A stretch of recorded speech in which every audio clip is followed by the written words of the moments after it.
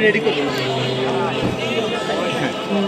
অবশ্যই ভালো লাগতেছে কারো পাশে দাঁড়াতে পেরে, কারণ ৭৫টা গ্রামের মতো পানিতে তলিয়ে গেছে এবং এটা ক্রমশ আরও ক্ষতির দিকে যাচ্ছে।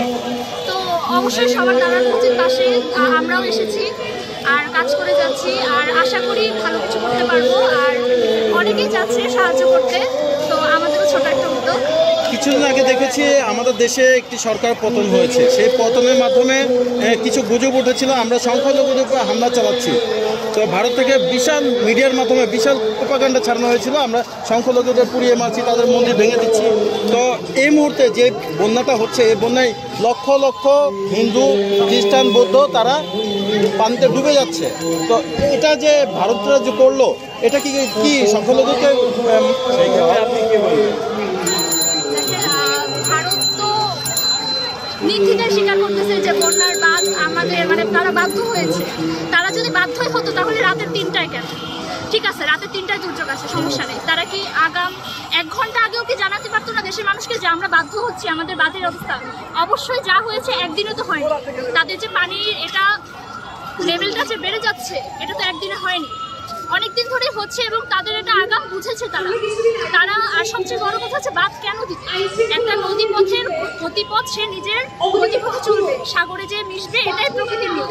তারা বাঁধ দিয়ে একটা ইন্টারন্যাশনাল ওয়াটারে তারা বাঁধ কেন দিবে?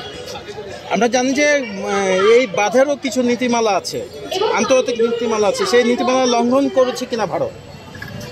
নীতিমালা লঙ্ঘন করেছে, তারা প্রকৃতি লঙ্ঘন করেছে। সবচেয়ে বড় কথা এটা, তারা প্রকৃতি লঙ্ঘন করেছে। তাদের উচিত ছিল বাঁধ না নির্মাণ করা, আর বাঁধ নির্মাণ করে তারা পানি আটকেছে, সেটা আমাদের প্রতিকূল অবস্থা সৃষ্টি করেছে। তারা বাঁধ খুলে দিয়েছে, যার কারণে হঠাৎ করে এতগুলো পানি এসে মানুষের গ্রামগুলো তলিয়ে গেছে এবং কেউ মাঝরাতে কিছু প্রস্তুতি নেওয়ার সুযোগ পায়নি। এবং একটা দেশের উপর এভাবে পানি ছেড়ে দিবে, এটা আমরা আশা করি। সর্বশেষ প্রশ্ন, যে এই বন্যাটাকে আপনি কি মিন করছেন? এটা আমাদের বড় একটা দুর্যোগ, রাজনৈতিক দুর্যোগ, আমাদের মানব সৃষ্টি দুর্যোগ, যারা প্রাকৃতিকভাবে সৃষ্টি হয়নি। এটা মানুষ সৃষ্টি করেছে, ভারতীয়রা সৃষ্টি করেছে এবং আমাদেরকে এই দুর্যোগে বাধ্য করেছে। এইভাবে গণপ্রাণ কর্মসূচি চালাচ্ছে। সুন্দর প্রশ্ন করতে হবে আমাদের সেই মঞ্জুরেলা গত ১৬ বছর কিংবা পুরো শতাব্দী জুড়ে কি করেছে এবং এই দায়িত্ব আসলে কার? আমরা তো ট্যাক্স দেই এই ত্রাণ কর্মসূচি চালানোর জন্য, এই উদ্ধার কার্যক্রম চালানোর জন্য। আমাদের নৌবাহিনী, কোস্ট